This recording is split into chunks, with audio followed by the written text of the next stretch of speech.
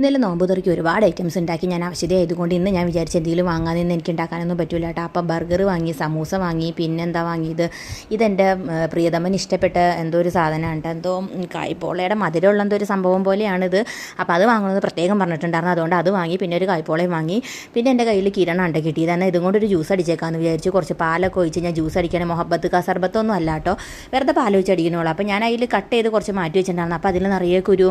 ഇനിയിപ്പോൾ അത് തിന്നണവരുടെ വായി പോകണ്ടെന്ന് ഓർത്ത് ഞാൻ കുറച്ചൊക്കെ പറക്കിക്കളയാനായിട്ട് നോക്കി. പക്ഷേ നടക്കൂല. ഇനിയിപ്പോൾ തിന്നണവർ എന്നെ വായി തറിയുമ്പോൾ തുപ്പിക്കളയട്ടെ. ഇപ്പോൾ ഇത് പറക്കി കളയാനൊന്നും അത്ര എളുപ്പമുള്ള കാര്യമല്ല. ഞാൻ പിന്നെ അതെല്ലാനും അതിലേക്ക് ഇട്ടു ഒന്ന് ഇളക്കി വെച്ചു തണുക്കാൻ വേണ്ടിയിട്ട്.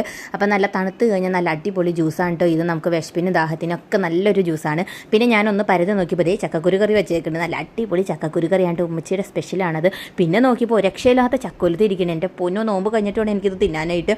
പിന്നെ ഞാൻ അടുത്ത പാത്രത്തിൽ എന്താണെന്ന് അറിയാൻ വേണ്ടി നോക്കിയപ്പോൾ വേറെ ഒന്നും അല്ല, അത് പാവയ്ക്കാത്തോരനാണ്. ചക്കൊലത്തിൻ്റെ അത്രയും പറ്റൂലെങ്കിലും പാവയ്ക്കാത്തോരൻ അടിപൊളിയാണ്. ചക്കൊലത്താണ് ഞാൻ എന്നാലും നോട്ടം ഇട്ടേക്കണത്.